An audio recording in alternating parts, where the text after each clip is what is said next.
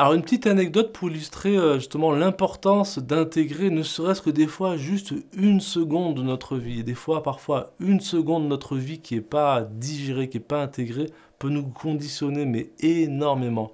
Alors j'aime bien raconter cette anecdote parce que je l'ai vécue et je la trouve vraiment édifiante et explicite, on va dire.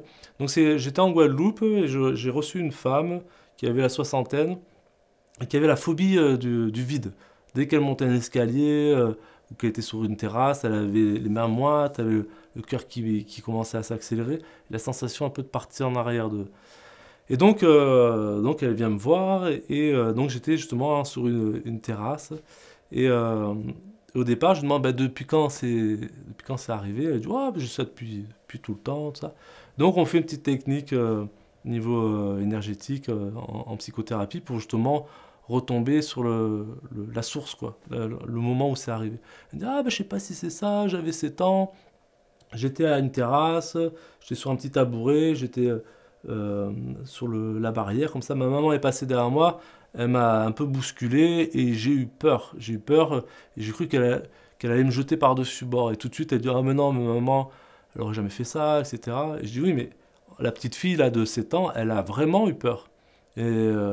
Et donc, bah, elle a intégré ça comme ça et elle a figé cette énergie à ce moment-là.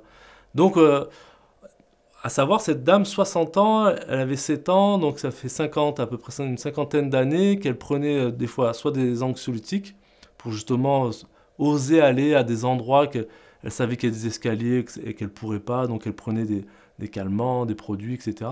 Ou elle n'osait pas, justement, elle ne se permettait pas d'aller dans ces endroits, il y a plein d'opportunités finalement qu'elle n'a pas osé ou elle s'est pas permis d'y aller parce qu'elle savait qu'elle n'allait pas gérer ça et qu'elle n'avait pas envie de gérer ça. Et donc on a fait le traitement, etc. Et après je lui ai demandé d'aller justement sur ma terrasse et de se pencher comme ça. Et elle a levé les bras, elle n'avait plus rien. Elle me dit, ouais, il y a un avant, il y a un après. Et tout simplement, ça explique que pendant 53 ans, parce qu'il y avait juste un instant où elle a eu peur, dans son enfance, eh ben, ça a conditionné une cinquantaine d'années de sa vie à se limiter finalement. Vous vous rendez compte, c'est quand même assez hallucinant.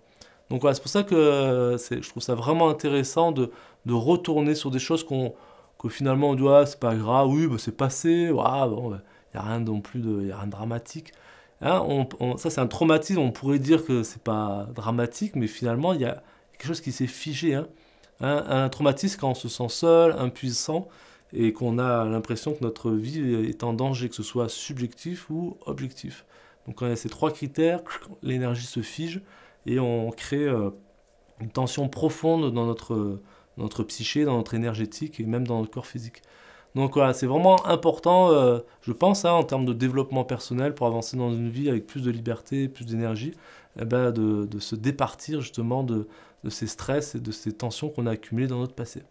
Et donc en fait, grâce à la marche libératrice, vous allez pouvoir justement en autonomie revenir, alors que ce soit parfois couche après couche, ou même des fois parfois en une seule fois, hein, ça dépend de la charge qu'il y a et de votre faculté justement à marcher avec cette conscience-là et vous habituer. Comme tout, hein, c'est comme un instrument de musique, plus vous arrivez à vous accorder et à contacter vos différentes parts, hein, le corps physique, les émotions, le mental. Et justement, dans la marche énergétique, on va aller justement dans cette connexion hein, vers soi et s'habituer justement à relâcher le stress et les tensions qu'on a accumulées.